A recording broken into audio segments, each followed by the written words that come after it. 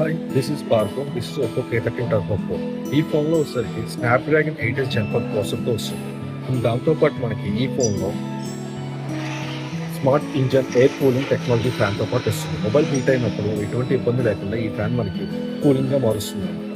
అంతేవిధంగా colour wise 15 smart and smooth ప్రాసెసర్తో run అవుతుంది.